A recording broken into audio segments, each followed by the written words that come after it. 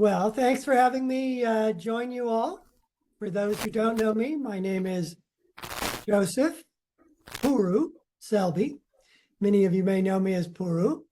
I've been with Ananda since 1975, and it's been my great pleasure and honor, really, to have been with the community, with the work, with the movement for so long, and watch it grow and see wonderful centers like yours all over the world. So it's been quite a magical journey, really.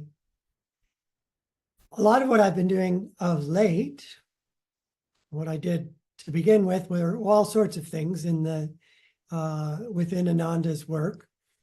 But in the last 10 years or so, I have been working on books that sort of continue a theme that Master started in his work and in his autobiography, especially, which is bringing the connection between science and spirituality together. So many people think of Yogananda as being the father of yoga and meditation in the West. I also think that he is the father of this new unity between science and spirituality that's beginning to unfold in the West as well. So it's been great joy and full of inspiration for me to be able to continue that.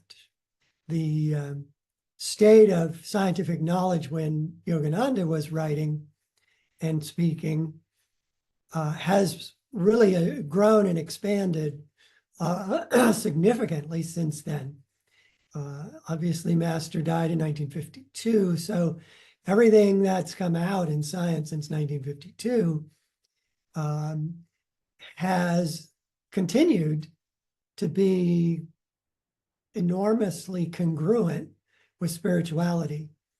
And so it's been my pleasure to put that together. In a way, what Yogananda did with science as well as Western spiritual teachings is that he reinterpreted them. And this was even a way in which Yogananda defined his mission in the West. He said he came for two purposes. One was to reinterpret the scriptures, and the other was to spread Kriya Yoga. So in his reinterpreting of the scriptures, he would tackle really key Christian scriptures like I am the way, the truth, and the light, which seems to be, from a Christian point of view, the definite statement that Christianity is the only true religion. But Yogananda explained, as most of you probably know, that what Jesus was talking about was not himself as a man, but his state of consciousness, the Christ consciousness.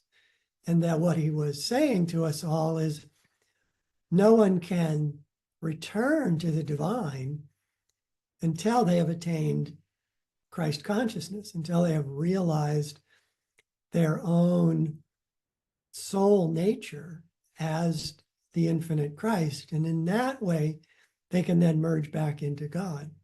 So this is a profound reinterpretation, an experiential interpretation of the Christian teachings. But he also did a similar thing with science. So he devotes an entire chapter to what he calls the law of miracles. And that's the title of the chapter, where he tackles the implications of Einstein's relativity theory, which I'm going to shortcut because I want to get to the science that's come out since Master taught. But essentially what he said is great masters become infinite. And when they become infinite, they master light, which is the sort of only constant of the physical universe. And by mastering light, they can work miracles. And that this discovery by Einstein of the absolute speed limit of the speed of light led him to also conclude that there is no such thing as matter, that all matter is energy in another expression.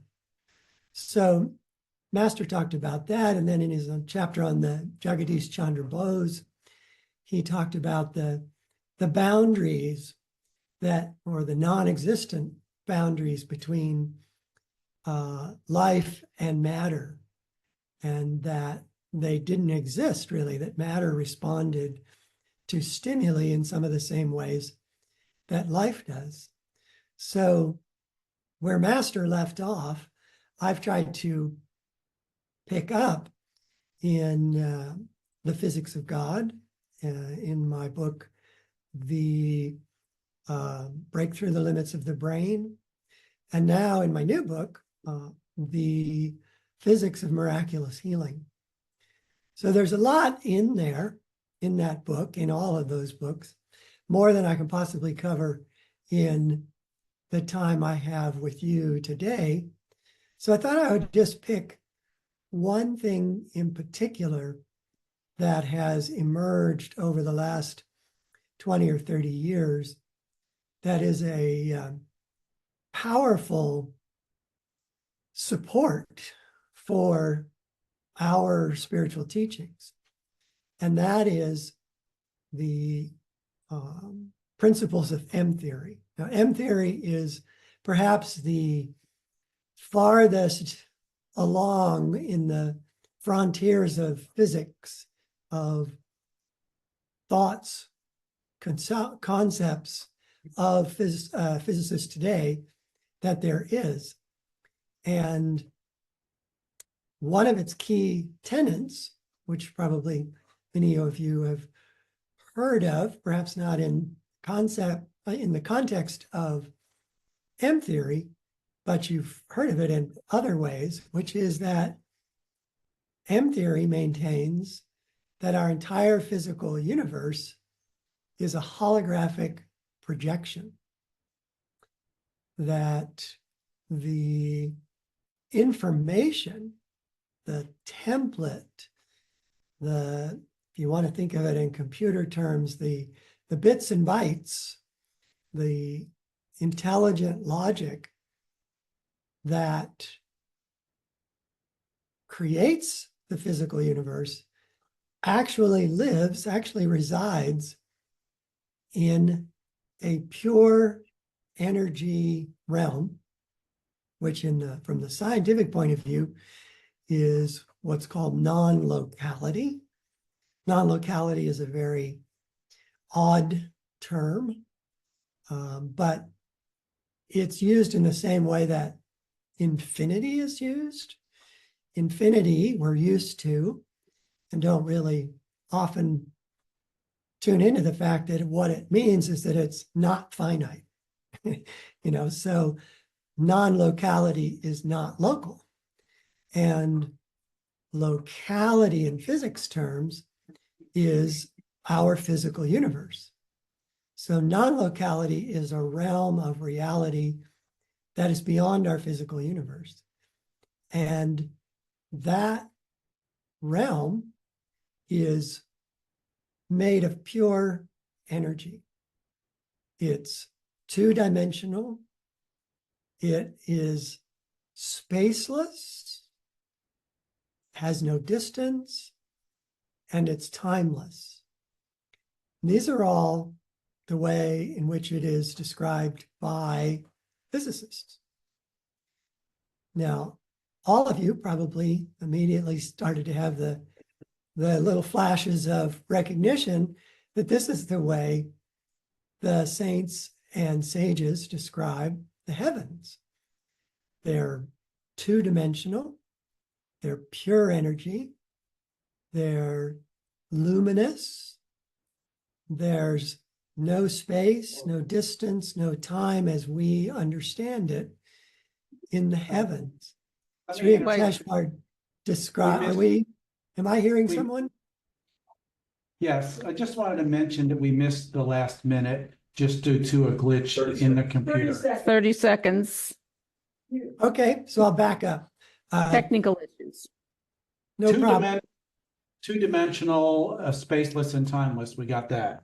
Yes, so I was describing the non-locality that way, but most of you will probably recognize that that's also the way that the saints and sages describe the heavens, that the heavens are pure energy, astral realms. Astral just means light, and light is the purest form of energy that we know in our physical world. So there's a obvious congruence between how physicists think of this non-local realm and how the saints and sages describe the heavens. So how this connects to miraculous healing is that this holographic nature of the physical universe, which is the holographic projection from the pure energy non-local realm, which is where the hologram resides. So it's from the hologram that you can have a holographic projection. And this, again, is a central tenet of not just M theory, but string theory in general.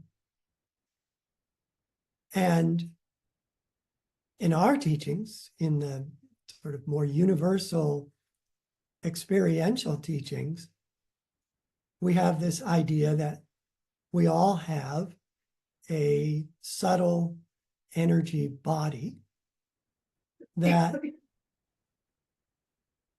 I heard something again. We're okay. You're okay? All right. Just hoping I wasn't talking to no one there again. I'll do this if you are, okay?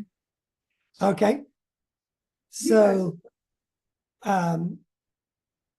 that holographic dynamic that M theory talks about is really the same dynamic that we're taught about us having an astral body, which informs and creates the physical body.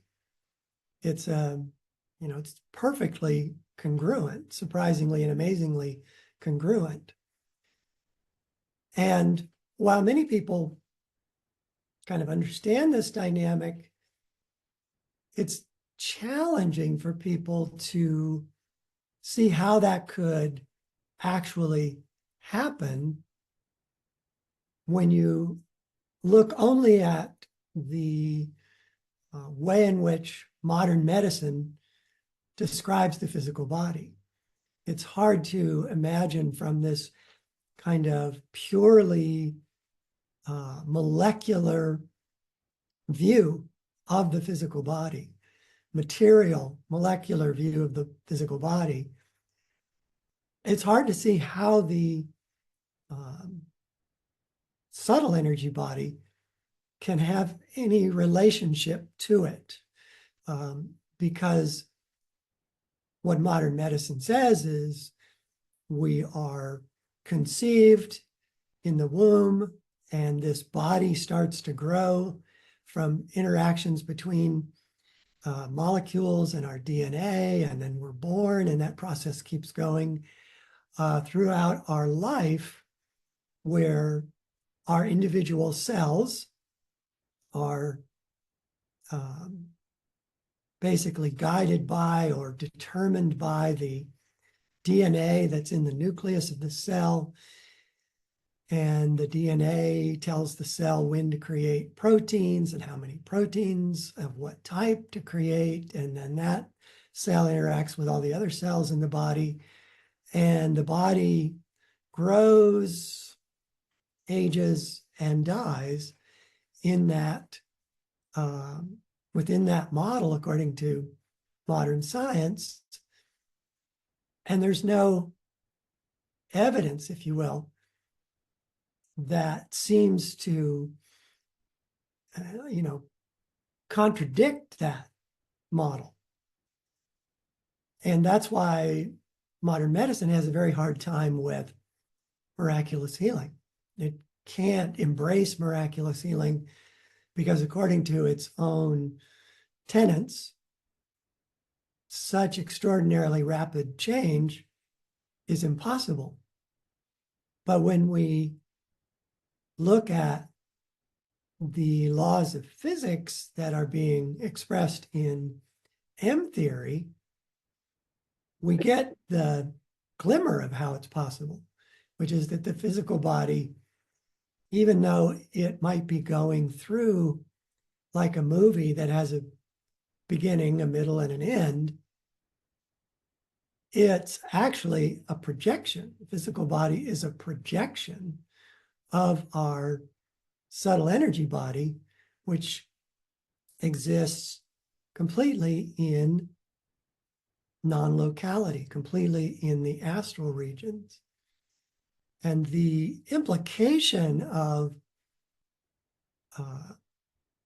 mem theory that I find in some ways the most fascinating and the most helpful to help to allow people to see that science supports rapid change is to understand that the holographic principle suggests that the universe is being continuously created.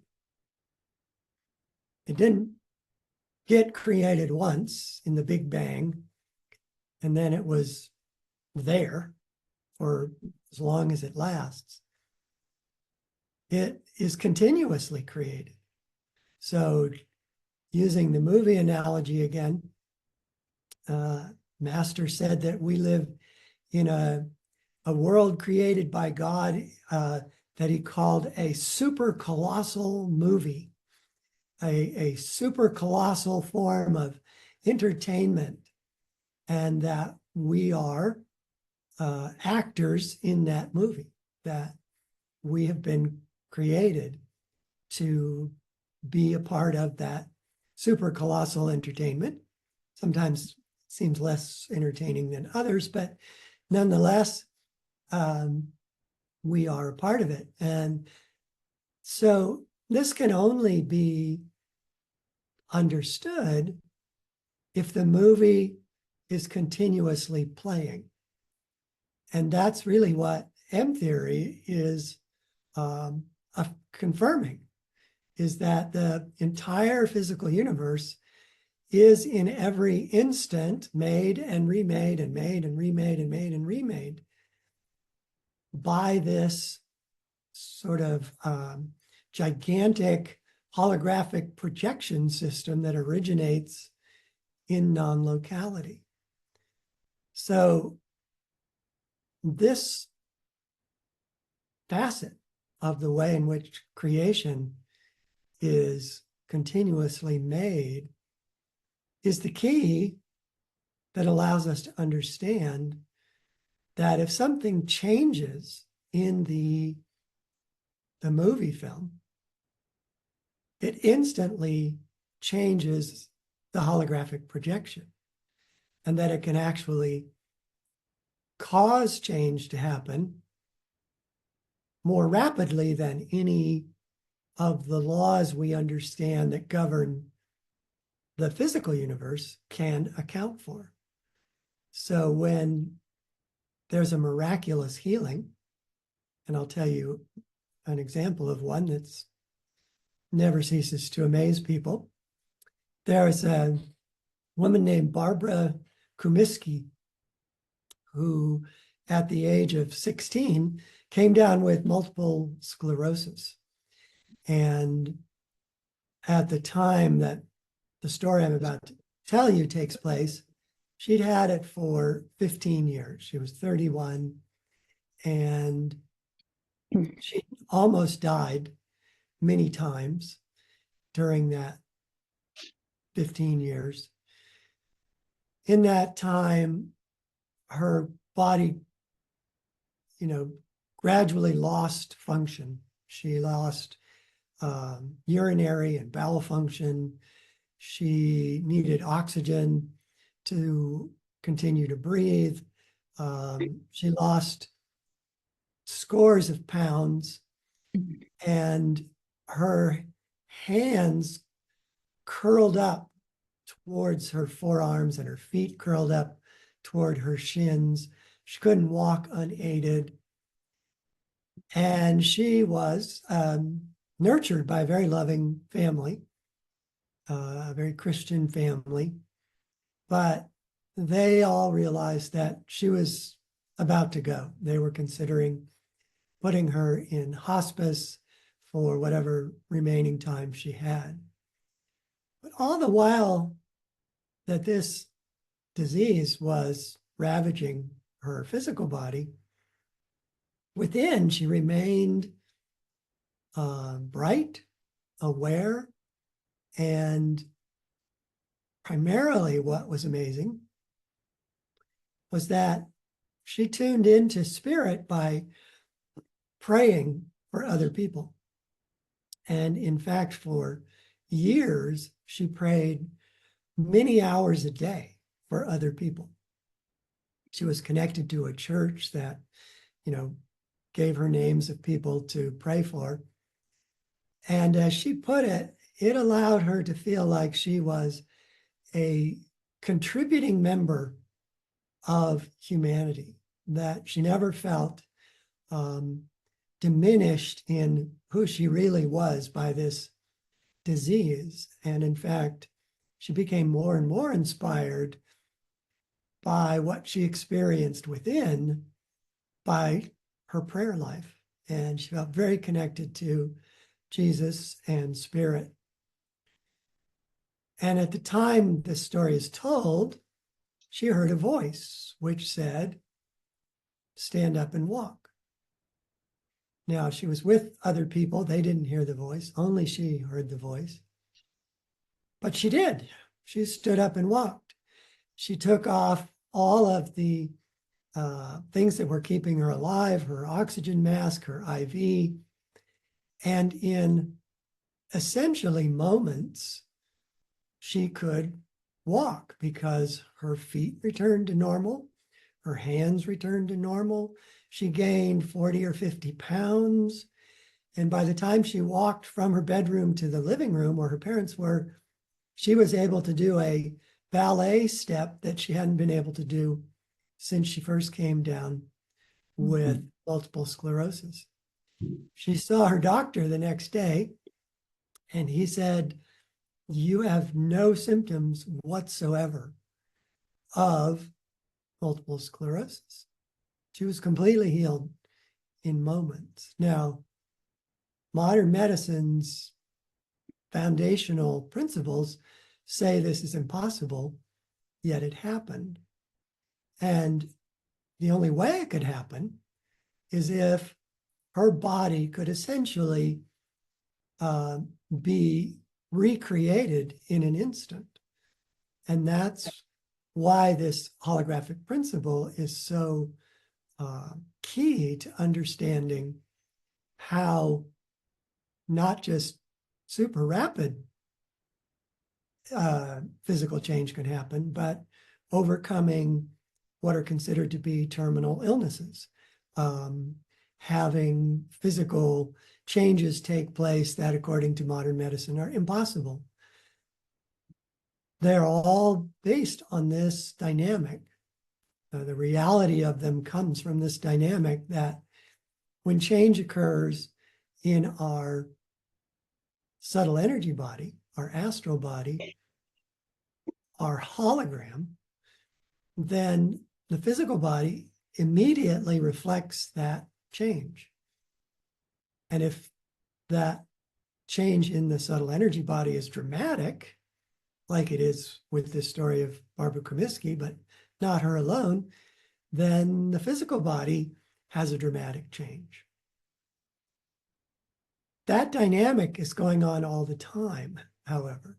It doesn't just kind of kick in for miracles. We are directing through our emotions and through our beliefs and through our connection to spirit, we are directing our hologram, our subtle energy body, in what it manifests, our physical body. So we, in a very real way, are manifesting a continuous miracle. It just doesn't seem like that to us because we don't see dramatic change. But if we could see what really is going on, which is that we are perpetually manifesting a body, and we're perpetually manifesting a body in conformance to our beliefs, to our emotional state, to our connection to spirit from this same holographic dynamic, then it's much easier to understand how much more powerful how we think of ourselves in our subtle energy body, how we shape our subtle energy body is much more powerful creator of our health than the more outward things we do. The more outward things we do are great. Exercise, hatha yoga, good diet. Those are all things we should do and can do and should take advantage of.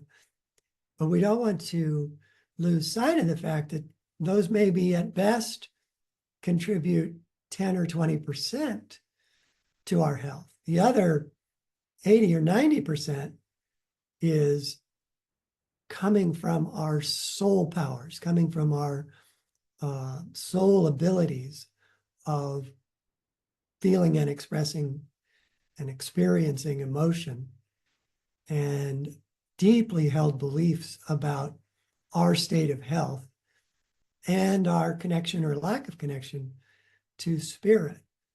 Those are the real creators, the real dynamic creators of our health or lack of health. And the others are just kind of helpers.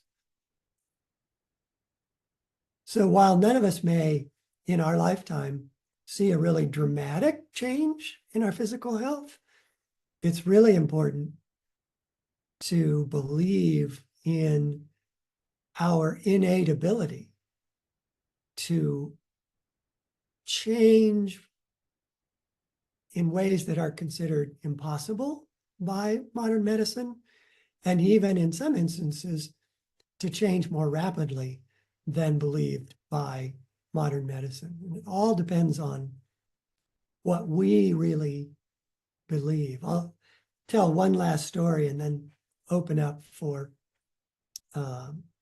questions. Hopefully good answers. There was a man in the 60s named Mr. Wright, I don't know his first name, who was in a hospital, and he was at the end stage of lymphatic cancer. His chest was filled with fluid.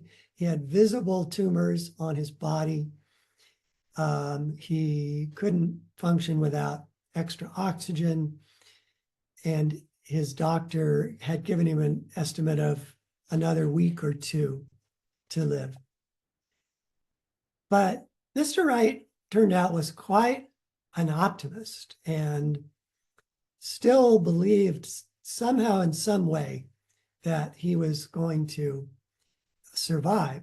And he read an article about a new chemotherapy drug called cribiazin that was going to be trialed in the hospital where he was a patient.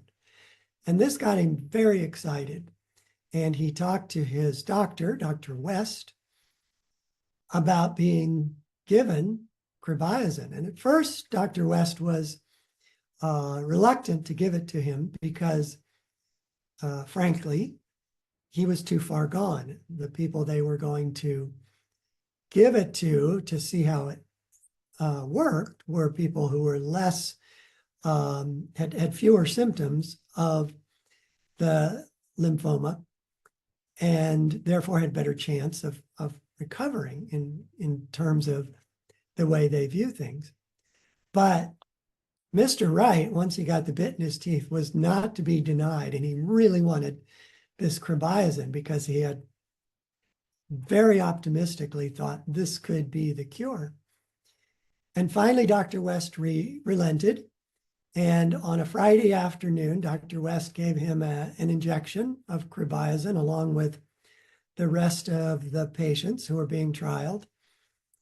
And when Dr. West came back to the hospital on Monday, Mr. Wright was standing, talking, was energetic. He had no tumors. He had no fluid in his lungs and was in very good health. So Mr. Wright checked out of the hospital. He was a pilot. He actually literally flew himself home and was cured for all intents and purposes. Dr. West was puzzled by this because none of the other patients who were less far along had any effect. And in fact, when the trial results were written up, they concluded that cribaisin had no positive effect, if any, for lymphoma. Unfortunately, Mr. Wright saw that article. He saw this article that said cribaisin is ineffective, and it caused him to crash back into the same condition that he had before he had gotten the injection of cribaisin. He checked back into the hospital. He was once again at death's door. His lungs filled up with fluid. He had visible tumors once again, and he had very little time to live. Dr. West was fascinated by this, and he decided to try something which in today's world would probably be unethical, and that was that he told Mr. Wright that while it was true that cribaisin had been proving ineffective, there was now a new and improved super strength cribaisin that was coming to the hospital in just a few days.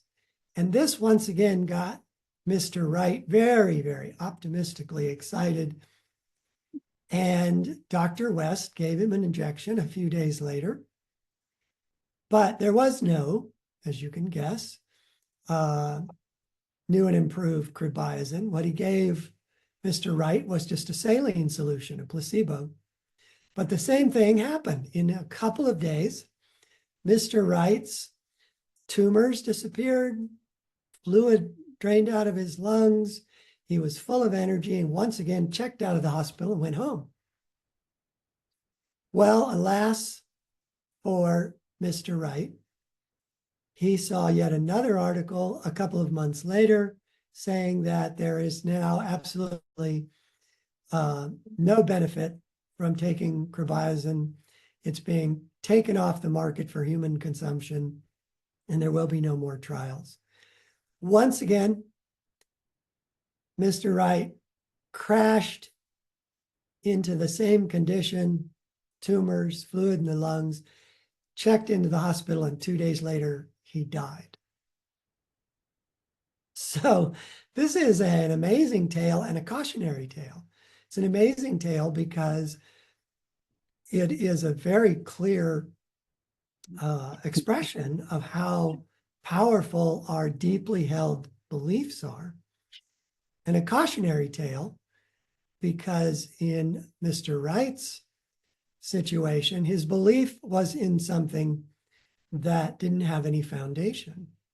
And so once he deeply believed that there was no medicine that could cure him, there was no chemotherapy treatment that was going to save him, his deep belief in the power of drugs basically killed him, because in his mind there was none that could heal him. So this is how powerful our own beliefs are in our own health or in our own lack of health. So if we have long-term conditions that we're dealing with in our lives,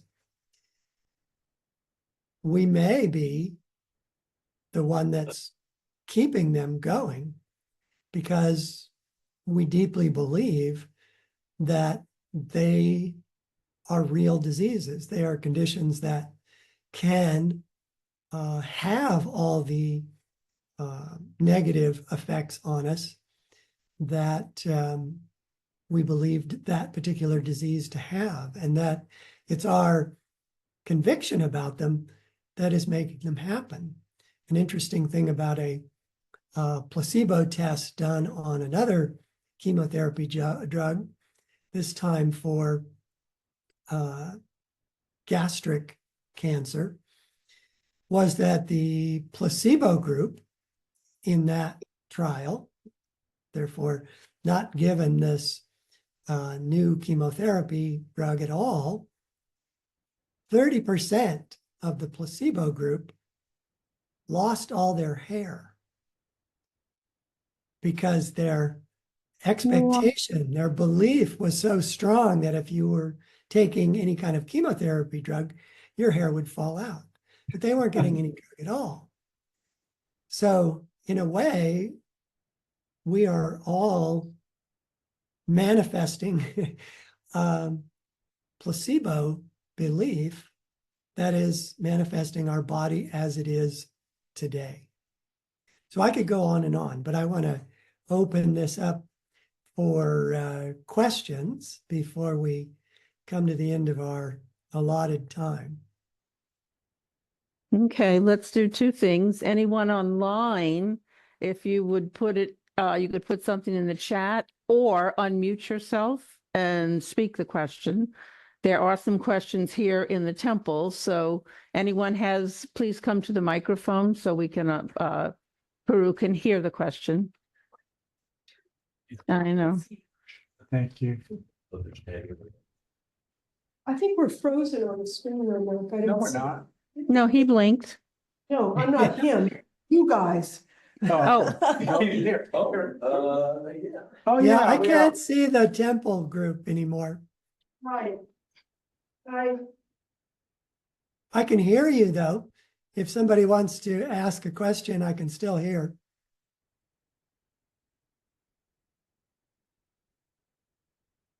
Now I can't hear nor see.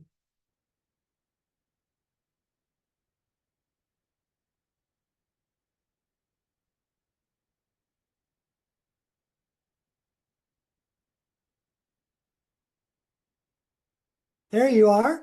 I can see you all. It says it's still connecting to audio.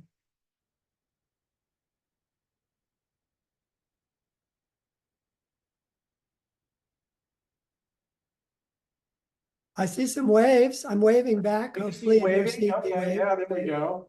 There we Okay. go. Okay, you're back. I can hear you and see you. All Thanks for right. your patience. So now let's go back to, anyone has a question, come to the mic here. If you're online right now, you can unmute yourself and ask your question or put it in the chat. Zuni, if you want. No, correct. Yeah, you have to come to the mic, but feel free to come on up. Watch your step, there's a water thing there. That's okay. Good afternoon, sir. Thank you very much for sharing with us such a deep wisdom. I just came to my mind about the karma aspect of all this because obviously the power of suggestion is something very evident, but there are situations where even I remember reading someplace that Jesus couldn't heal everybody. There were factors in this particular individual. I mean, first he asked, "Do you believe that I can heal you?" And the person said, "Yes, I do." And that person was healed. But there were situations that perhaps in general, or any master, they might be able to take the karma of that person upon themselves, but there will be situations where the individual had to endure trials and suffering in order to overcome the karma or to solve some of or mitigate some of the negative karma that person had attained in previous lives. So I am not sure how the karma aspect of this plays in this hologram projection of the different universe in this reality. I don't know if I am expressing myself. No, Correct. I think it's an excellent question, and it is one that I get asked fairly often. So thank you for asking it for everyone. So there's two sides to that. I think one is what I've been focusing on in this book and so far in my talk is primarily the power of self-healing.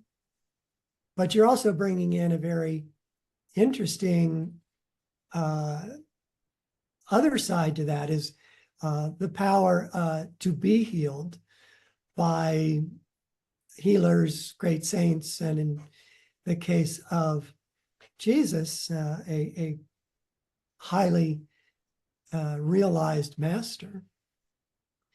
But I think the answer goes back both ways. Your power of self-healing and your power to be healed has at its core what your beliefs are. So karma, in a very real way, is rooted in your beliefs in actions or your convictions from past lives that have now come out in this lifetime. Yogananda said that in any given lifetime, you have opportunities, good and bad, for your karma to manifest in this particular lifetime. And that's part of the reason why you incarnated in this life was for those particular karmic samskars and tendencies from the past to come out and to be dealt with. And that you need to, learn the lessons they're trying to teach you. But they are stronger than a master in the sense that a master won't heal those kinds of karmas or won't be allowed to heal those kind of karmas because from the divine perspective, we need to learn from them. We need to cure ourselves. We need to become masters. We need to overcome all limiting beliefs that we are carrying with us. But it's important to also realize the role of the Christ, the role of the Guru, the role of Spirit in helping us overcome them. That our beliefs are difficult to get at. I doubt that I have knowledge of even 100th of all the beliefs that I hold on a really deep level that are manifesting who I am today. I'm not consciously aware of them. I understand that they exist and that they are shaping my life and shaping my body, but they're not things I can just kind of sit down and think about and say, oh, yes, I believe that, and therefore I'm going to change it right now and think and believe something else. These are really deeply held convictions. And so connecting to spirit becomes essential to that process, because it's when we connect to spirit that we draw divine grace, and that we, in a sense, we realize the opposite of negative beliefs. We realize that we are spirit. We realize that we are energy and not matter. We realize that we are love and not negative emotions. We realize that we are joy and not sadness and other negative emotional expressions. And so our connecting to spirit awakens positive beliefs, awakens unlimited beliefs and positive emotions, which are the real antidote to the negative emotions and limiting beliefs that are causing us to be ill or causing us to be unhappy. So we need to find the spirit within in order to heal all aspects of ourselves. But it can't be done to us. It has to be done with us. Thank you. Thank you very much. Is there, Mark, something online? Question online. Let me just step up and read it because I know it's hard to read on the screen. Can Puru see in the chat box? Yeah, Puru can see it, but I'm not sure everybody here can read that. No, because we it's not- cannot. So I was just Okay. going to go ahead and read it for everybody. Okay. This is a question that's in the chat box, Puru. I understand how individual from Ramya, our a new friend of ours. I understand how individual beliefs and individual subtle energy projection works, but how about collective energies and collective subtle energy impact on the community? Do we individuals have any power to bring in positive change to overall community and the world? That's a good question. And I think sometimes it seems kind of hopeless, right? That we look at the world around us and, there just seems to be so much negativity happening, so much human suffering taking place, so much ignorance, even bizarre ignorance in the world. And it can feel like we are a candle flame in a gale in terms of our ability to affect it. But we can affect it much more than we tend to think, because as I often like to say, if you could see what's really going on, if you could see the energies that radiate through the world and see the energies that radiate from us when we are joyful, positive, anchored in spirit, you will see that the positive energies are much stronger than the negative energies. They don't transform the world in a way that, is kind of obvious outwardly, but they do transform the world in subtle ways. The more people who are praying for the world, the more positive change actually takes place. And most importantly, as the saying that's attributed to Gandhi. If you are the change that you want to see in the world, that is your contribution to changing the world. So it's not just praying that the world be better and asking God to bless your prayers and empower your prayers. We also have to radiate the kind of consciousness that we want to see in the world. And it doesn't take everyone in the world doing that for the world to be transformed. It's really a minority of us can transform the world. And I think we are. I think the world, even though it's very challenging to see this now, or pretty much at any time, the world has actually improved dramatically over the last 100 years. Because I think over the last 100 years, now that we're in a higher age of Dwapara Yuga, there are more and more people who are meditating. There are more and more people who are changing their beliefs into it's kind of a higher octave, that the world is becoming transformed. I ask you to think about, and I know America the best, but think about our society at the turn of the 20th century. Women were not allowed to vote. Worse yet, women were confined to the home pretty much, and they had almost no legal rights. They were considered to be, literally, the term was chattel.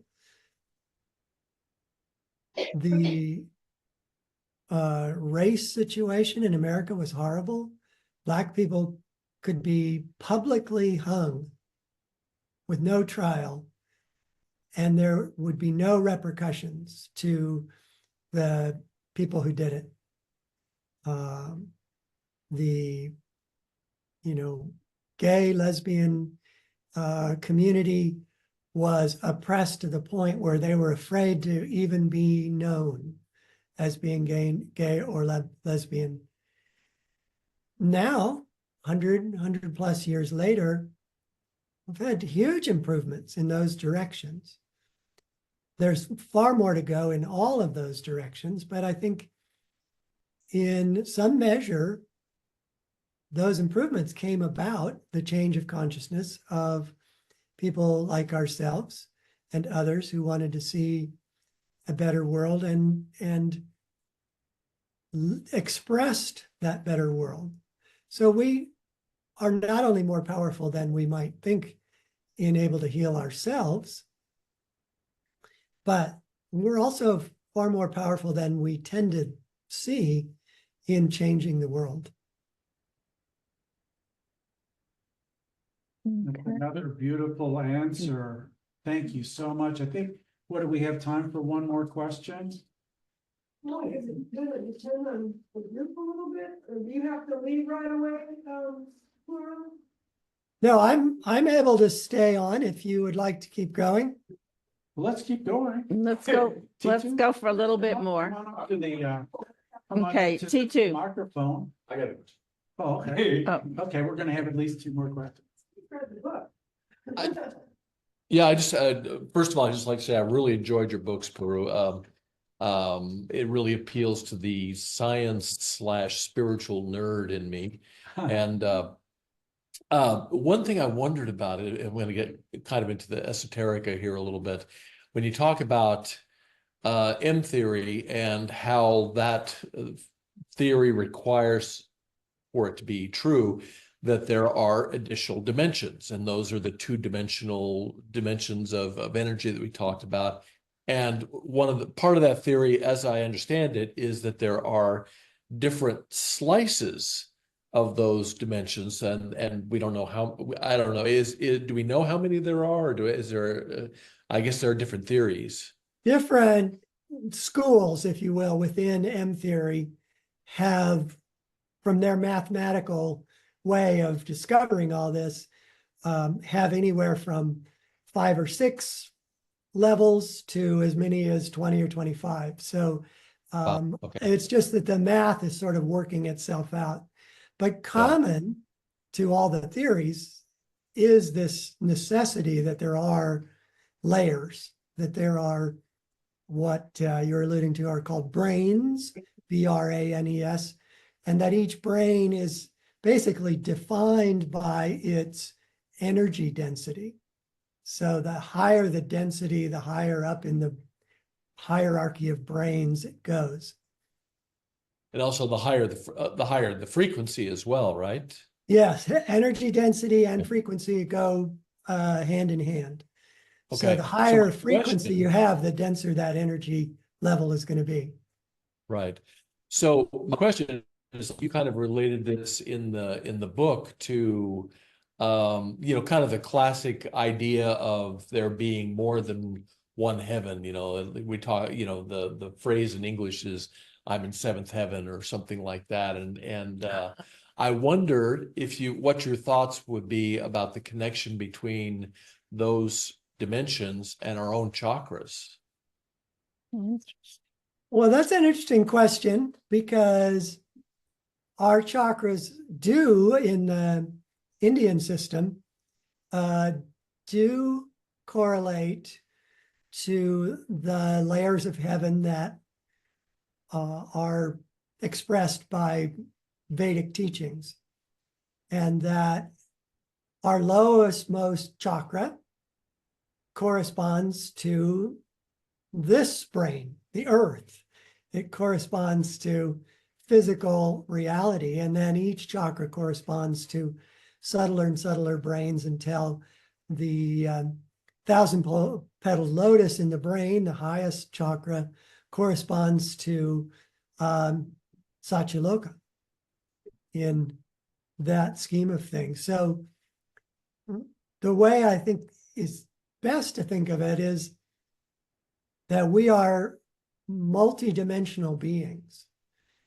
We simultaneously exist in this pure energy realm and in the physical realm, that there's no separation between our physical body and our subtle energy body, in the sense that there's no space and no distance in non-locality. So we're just one interpenetrating whole that exists simultaneously in two dimensions. So when we tune into our chakras in meditation, maybe you'll feel more energy in the heart chakra or some other center in the body.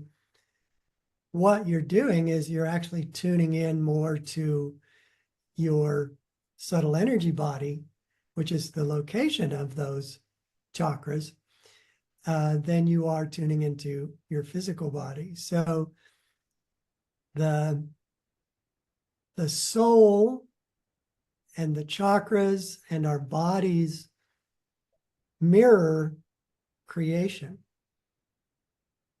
So we are like, and Yogananda even talks about, what's the phrase he used? We are a microcosmic reflection of the macrocosm.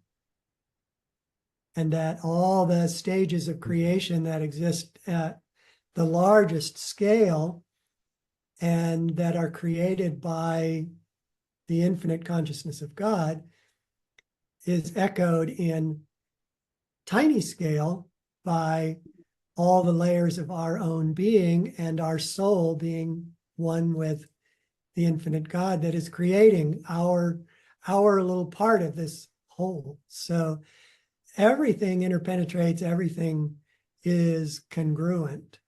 And the layers that M theory is discovering mathematically in non-locality reflect the layers of the astral regions, which, as you mentioned, correspond to the levels of heavens that are talked about in all religious traditions. Great. Thank you. Thank you. T2.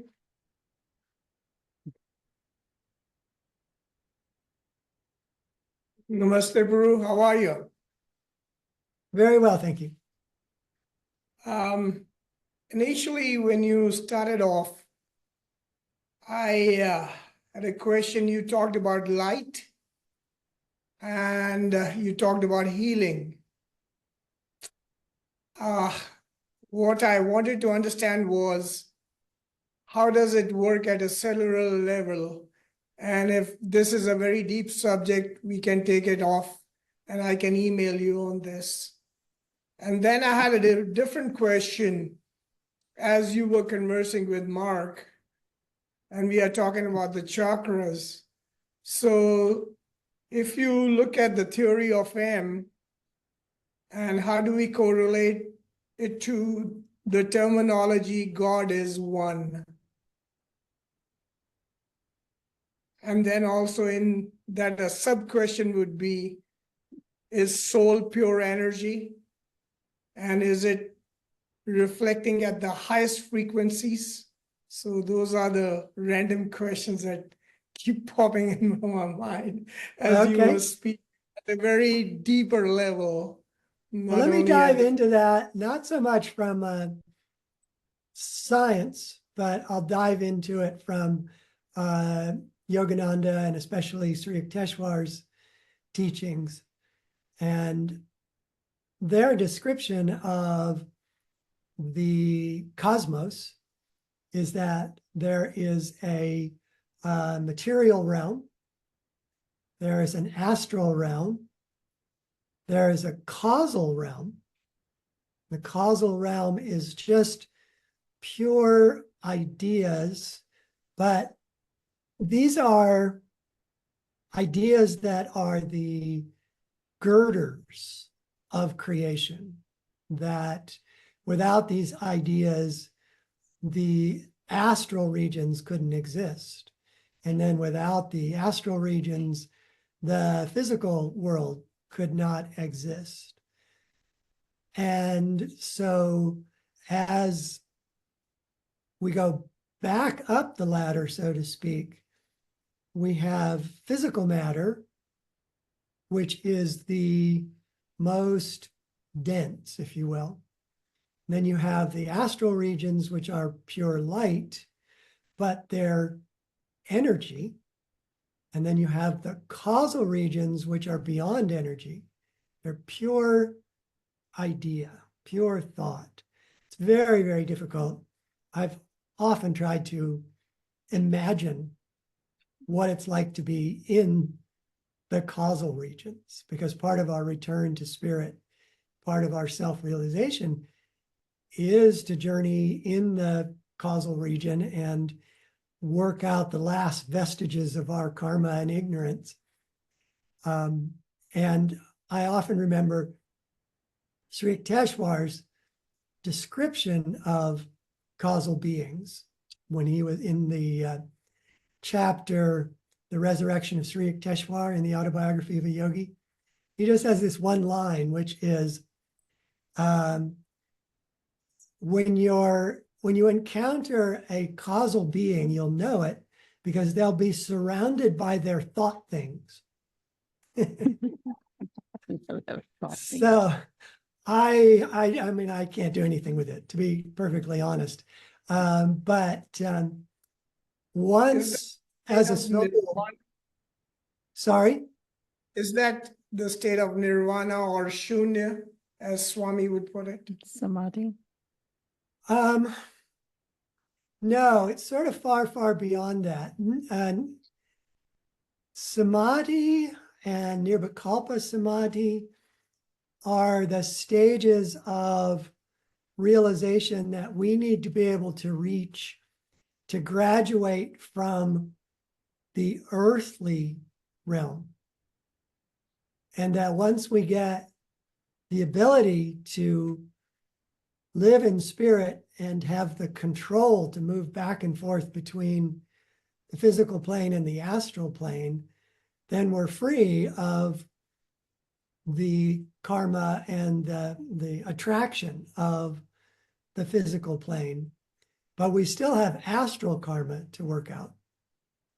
And I'm sure there's a Sanskrit term for the level of kind of samadhi you have to achieve to transcend all your astral karma, and yet another term for the kind of samadhi when you overcome all your causal karma. But I don't know what they are. But it's enough to be going on for us that we have to achieve Nirvikalpa Samadhi, which gets us beyond the physical world and our physical karma. Thank you. Yes, come.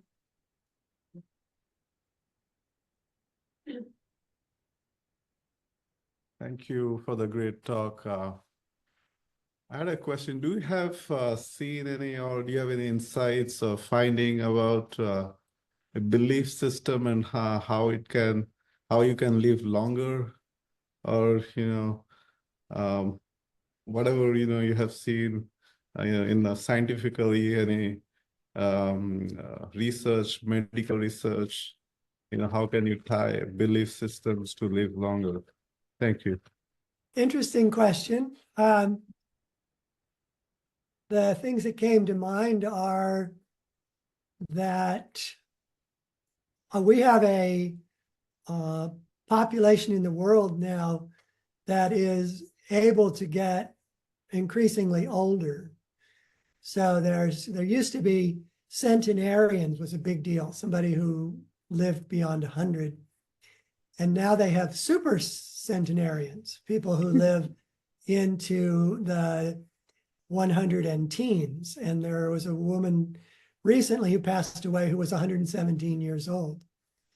And in terms of what Yogananda, Master, said about the yugas, he said that people would live to greater and greater ages in Dwapara as we went forward.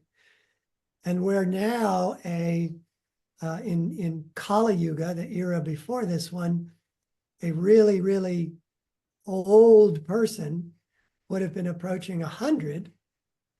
In Dwapara Yuga, a really, really old person would be approaching 200. And in Treta Yuga, a really, really old person would be approaching 300, and in Satya Yuga, 400. So the reason why that all came to mind is, I think part of what happens in any age, whether it's an age that is progressing like we are or regressing, is what the collective body of people alive at that time believed to be possible has a huge influence on what actually does happen. So I think in terms of, any particular scientific finding, there's a lot of science work that is giving people hope that aging is not, just a matter of DNA and we're all going to die no matter what we do or think. There's something happening in Dwapara in our time that is making people believe they can live longer and longer. So I think the belief then causes it rather than the other way around. And that as people believe they will live longer, they will. I think most people who are my age today, just over 70, are likely to live easily into their 90s, and many are going to go into being 100 or better because Dwapara is expanding and because our beliefs are embracing it. But I don't think science in particular is going to cause it. I think science, if anything in particular, is just going to enable people to believe it. And remember, we have the oldest person anybody has ever heard of still alive today, which is Babaji. So we know that inherent to our soul powers is that we could live forever here. Now, why we would choose to live forever here is another question. I mean, if you achieve self-realization, you're likely to want to move on, even though you could stay here indefinitely, unless, you're divinely guided to stay and help people. Okay, we'll just have, okay. I just want to say that I can't believe that you are 70. I think you're much younger. So I'm adding to that belief system that you are much younger so that you can continue to write these wonderful books. Thank you for that. Okay, Yeah, here's Hugh. Maybe we're going to try to wrap this up. I think that you had one too, right? Was there any more? Okay, good. Hello, kind sir. Thank you for being here. It's a blessing. I'm a big fan. Gus is my favorite, one of my favorite books. I haven't gotten to the other ones. We need to get you here on a workshop. So I'm putting that in, a little bug. So you could be here like 4-6 hours. There's so much, that we can talk. But something that you brought up, like with Suni's idea about how does karma affect, being able to live longer or your physical state. Just one quick anecdote, some of you might be familiar with. Wayne Dyer, a really famous speaker on healing and Asian philosophy. From the 90s, as many of you know, he died of a brain tumor, but he had gone to John of the Cross. You might be familiar with this healer in Brazil to get healed. He's a really famous healer. And he was healed. But then a few years later, it ended up coming back, and he did end up dying of a brain tumor. So, you can be healed because the Lord allows it, but then there's karma where he says, okay, your time is up here. That was just a little aside. My question goes back to this idea of the impossibility in the local realm, right, that we're in. So this, you may have heard of Ray Kurzweil and the singularity, right, which was really big topic 20, 30 years ago. And we couldn't possibly fathom back then because the computing power was nowhere where it is now. It's, in case you're not familiar with the idea that artificial intelligence will enable people, and along with the supercomputing power that we're able to have now, and more so in 10, 20 years, to download consciousness onto some kind of hard drive so that when body dies, you can just like upload it on another body. It's a thing. But stunningly, given how computing power was, it doubles every 2 years, and the way that they're able to now use microcomputing, even they're studying how to put it into molecules of water. That idea that some people are working on seems, from a yogic point, an impossibility. When you consider it, and you would have to keep in mind the dichotomy of Christian and Asian, where Christians that grew up Catholic believe that God is in another realm. You won't meet him till you die, you go to heaven. Where in the yoga tradition, as you're aware, in the Gita, and one of my favorite quotes, by me, the whole vast universe of things is spread about. By me, the unmanifest. In me are all existences contained, not I in them. Chapter 9 of the Psalm Celestial. That's telling us that, as Master shared, we are in the mind of God. God is not outside of us, somewhere to be found, in the antiseptic corner of the universe when you die. We are currently in the mind of God, and it's so vast we can't comprehend it. It has many layers, many dimensions that we talked about. So it would seem that it's an impossibility to download consciousness, because you would have to download God.